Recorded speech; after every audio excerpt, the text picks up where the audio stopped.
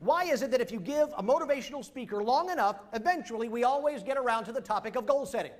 A, we can't come up with any new material.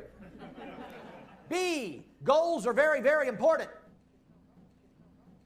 A, we can't come up with any new material. B, goals are very, very important. It's B. Let me tell you something, there is nothing, and I mean absolutely positively nothing, that you can do with less time, less talent, less energy, fewer resources, less commitment that will improve your life more than writing down specific goals for your life and reading them on a regular basis. This is my goal list. I started writing down my goals when I was 18, and I've carried them with me every day ever since. I should mention I am not a type A personality. I am a type AAA on amphetamines. You say that's a really long list, and I guess it is, but over half of them are checked off already. You see, I put a box next to each one so I can check them off when I do them. Become certified to scuba dive. Scuba dive on the Great Barrier Reef.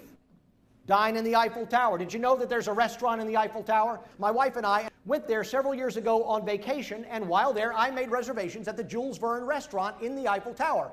I spent $140 on a mediocre meal, but I got a check on my list. Incidentally, they'll tell you that it's an 8-course meal, but 4 of the courses are cheese. Go bungee jumping, go skydiving, see the Graceland Mansion, tour the Holy Land. Several years ago, I was invited to perform at a convention in a small town in South Dakota, which required me to fly into a city in South Dakota, rent a car, and drive there.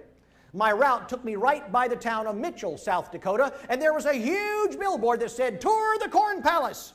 And so I turned in there. The Corn Palace is a big gymnasium that is decorated differently every year with a mural made out of millions of different colored kernels of corn. It's beautiful.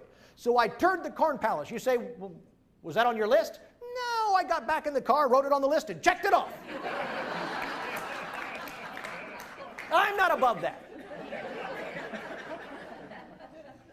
You know what makes me happy? Putting checks on my list. You know what makes me miserable? Going months without a single one. Let me tell you something that you already know. Life is short. So you better figure out what you're going to do with yours and get after it.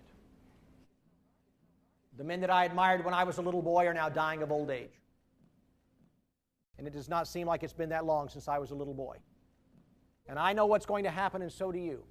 I'm going to blink my eyes, and I'm going to be 80 years old, and I am either going to be looking back at a life filled with doing the things that were important to me, or a life filled with putting them off until I was too old, too sick, or too broke to do them.